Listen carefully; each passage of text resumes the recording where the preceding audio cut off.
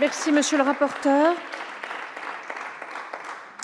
J'ai reçu de monsieur Jean-Luc Mélenchon et des membres du groupe La France insoumise une motion de rejet préalable déposée en application de l'article 91, alinéa 5 du règlement.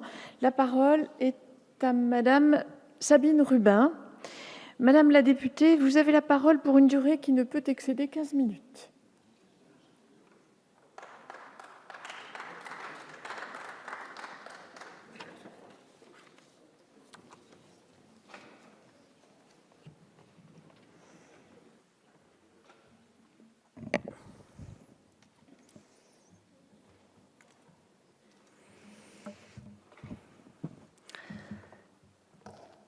Madame la présidente, madame la ministre, monsieur le rapporteur, mes chers collègues, suite à l'accord trouvé cette semaine entre l'ancienne et la nouvelle droite en commission mixte paritaire, je m'apprête désormais à défendre une motion de rejet de ce texte au nom du groupe La France insoumise. Les arguments que vous avez employés pour justifier cette réforme sont non seulement douteux et erronés et éculés, mais d'une faiblesse qui tranche avec l'importance d'un texte qui vient ébranler les fondements de notre système éducatif.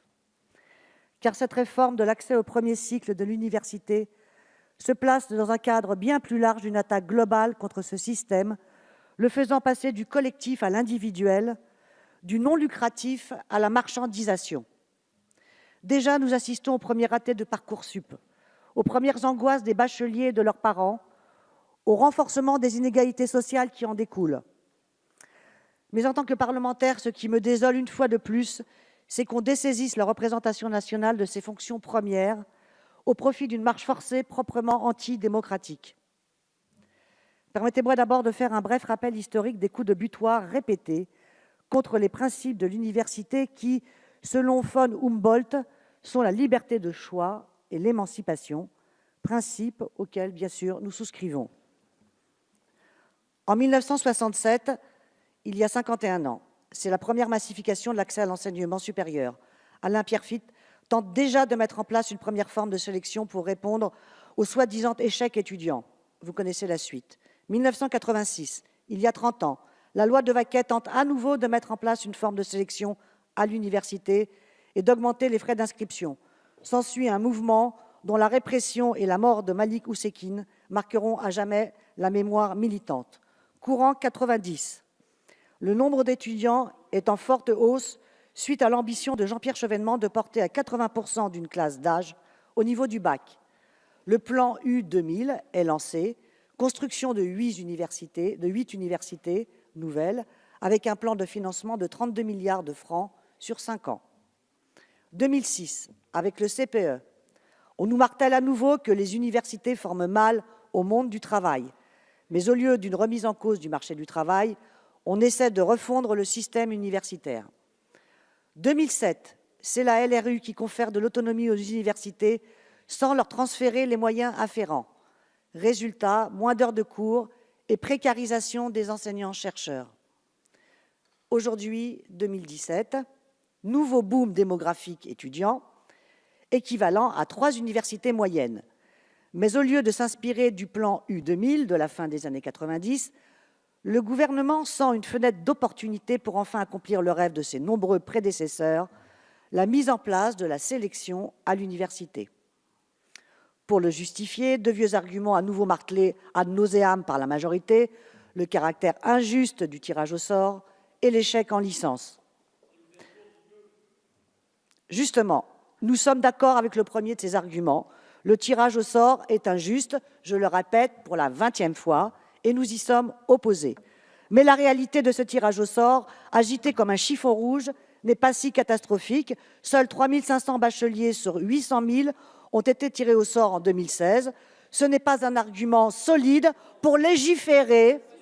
Ce n'est pas un argument solide pour légiférer. Seule Madame Rubin a la parole. Sinon pour rouvrir des places. De même, pour le second argument, vous vous arc-boutez sur le chiffre de 60% d'échecs en première année, mais ce chiffre, loin de marquer l'échec, cache des situations très diverses, vous le savez bien. Des étudiants se réorientent après leur première année, d'autres redoublent en raison d'un engagement associatif ou parce qu'ils sont obligés de travailler pour leurs études. D'autres encore s'inscrivent à l'université pour préparer un concours. Cette diversité de parcours n'est donc pas caractéristique d'un échec, mais bel et bien le reflet d'une liberté de choix dans son parcours d'études. En outre, je le rappelle une dernière fois, 80% des étudiants français sortent de l'université avec un diplôme. Ce taux, qui n'a pas évolué ces 30 dernières années, est supérieur de 10 points à la moyenne de l'OCDE. Que l'on soit bien d'accord, il ne s'agit pas de dire que tout est parfait dans le système actuel, loin s'en faut. Nous disons simplement haut et fort que ces arguments technocratiques servent un choix politique que par ailleurs vous masquez. Et quel est ce choix? Supprimer dans le Code de l'éducation la phrase qui gravait dans le marbre le principe républicain déjà évoqué de liberté d'inscription dans le supérieur, plutôt que de lancer un plan de construction massive de sites universitaires. Sous prétexte de cadre budgétaire contraint, il vous est impensable d'imaginer lancer un plan de construction massif alors que la jeunesse devrait être notre priorité. Mais d'où vient ce cadre? D'où vient ce cadre budgétaire et cette contrainte? Je n'évoquerai pas les cadeaux divers et variés faits aux ultra-riches dans le dernier projet de loi de finances, et je ne relèverai pas l'inaction de l'exécutif en matière de lutte contre l'évasion et la fraude fiscale. Je note toutefois que votre gouvernement s'apprête à engager 300 milliards d'euros sur 7 ans pour notre armée, là où l'ensemble des syndicats du supérieur, je dis bien l'ensemble des syndicats du supérieur, s'accordent pour demander une augmentation du budget annuel de l'enseignement supérieur et de la recherche de 1 milliard d'euros par an pendant 10 ans pour atteindre 2% du PIB, comme c'est le cas chez nombre de nos voisins européens. Entendons-nous bien, personne ici ne remet en cause le financement nécessaire de notre armée. Nous pensons simplement que nous avons besoin que tous les jeunes qui le souhaitent, dans toute leur diversité, accèdent à l'enseignement supérieur pour répondre aux grands défis environnementaux et sociétaux à venir. Nous pensons que cela nécessite des investissements stratégiques en conséquence. Et nous condamnons votre projet politique qui répond non pas à ces enjeux, mais à la logique économique qui se traduit par la marchandisation mondialisée de l'enseignement supérieur. Classement de Shanghai, investissement d'excellence, programme d'investissement d'avenir sont tout autant d'instruments permettant de mener une véritable politique de la carotte et du bâton, conduisant inexorablement vers une université à 2 vitesses.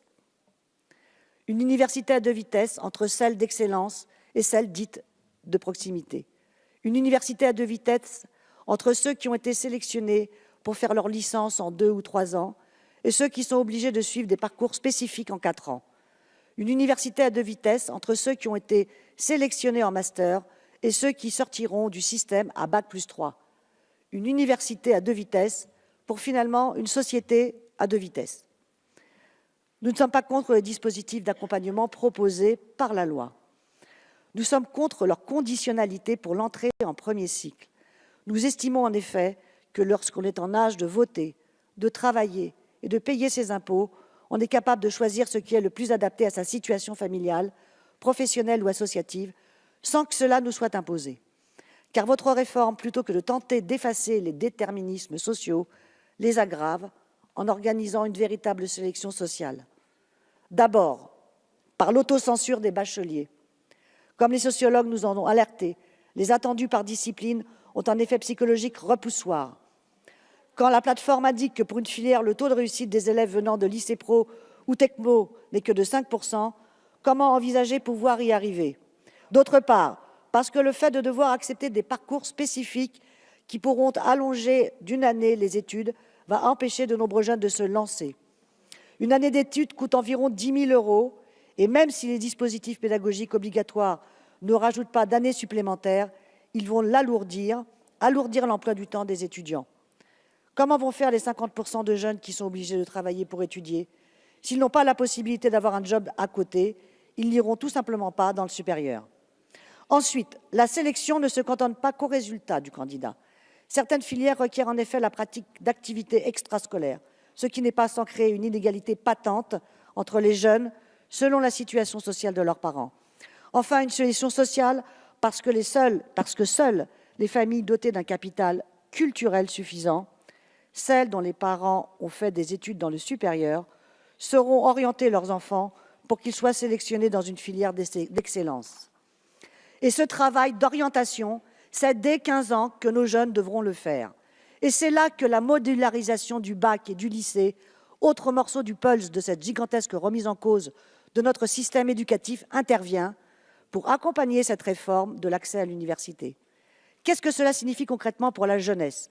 Qu'ils devront suivre un parcours linéaire, être mis sur des rails qui conduisent directement de la seconde au marché de l'emploi sans changer d'aiguillage. C'est quoi ce monde qu'on leur fabrique? Pourquoi la jeunesse d'aujourd'hui n'aurait-elle pas le même droit à l'erreur que nous avons eu à leur âge? Qui s'autorise ainsi à décider des aspirations de la jeunesse, sinon des technocrates qui ont eux-mêmes suivi un parcours prédéterminé, nourri par leur reproduction sociale? Grands lycées, grandes prépas, grandes écoles, l'excellence, quoique, mais seulement pour quelques-uns. Et pour ceux qui ne sont dotés que d'un capital économique, pas d'inquiétude. J'ai ouvert hier un supplément Université du Monde qui vantait les mérites du bachelor anglo-saxon, une formation concrète et professionnalisante adaptée au monde de l'entreprise.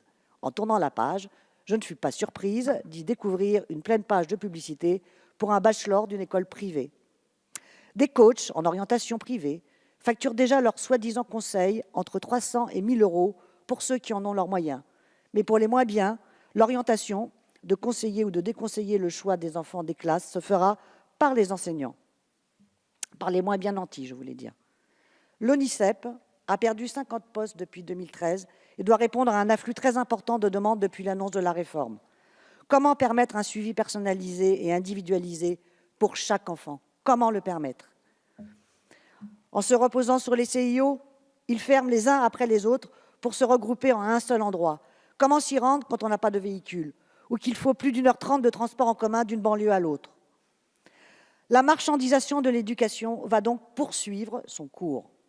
Outre l'arrivée des cours particuliers payants d'éloquence pour préparer le grand oral voulu par le ministre de l'Éducation nationale dans sa réforme du bac, comment ne pas imaginer la mise en place future des classes préparatoires privées, comme cela se fait déjà en médecine, afin que les élèves puissent passer l'étape de la sélection.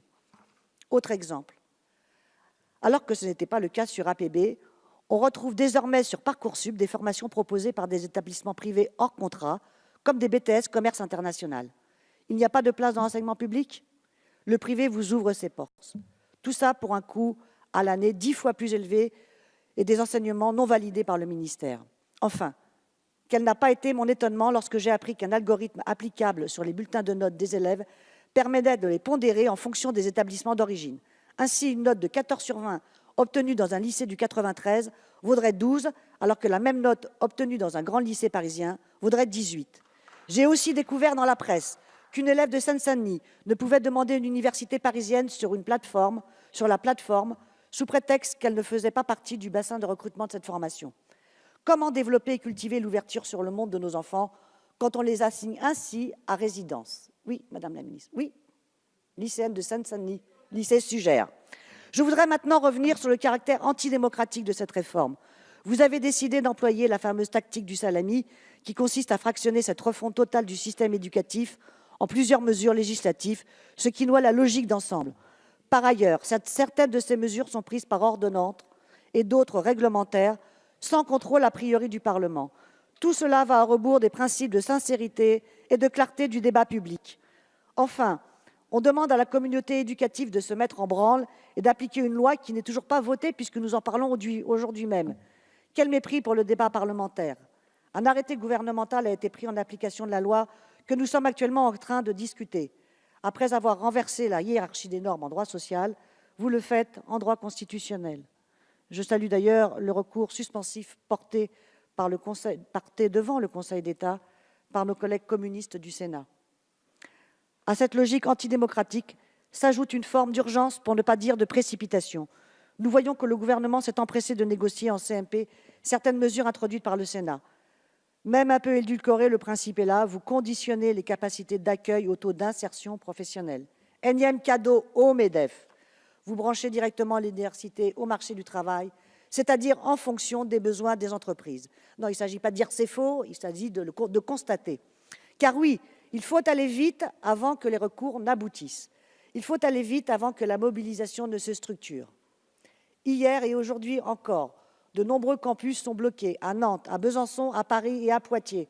Les premiers couacs de la plateforme vont survenir et l'opinion publique comprendra ce qui est réellement en train de se passer. Une sélection, une assignation à résidence ou l'inscription dans des filières privées hors de prix. Nous avons fait notre part dans l'hémicycle en nous opposant à ce projet de loi et en le décryptant. Nous continuerons demain à informer, à alerter et à sensibiliser élèves, parents, enseignants partout en France. Car quoi que vous disiez, Madame la Ministre, ce projet de loi organise une université au service du monde économique. Et pour les lycéens, non pas un libre choix, mais un parcours de réussite dans une voie prédéterminée, socialement et culturellement. Je vous remercie. Merci, Madame la députée.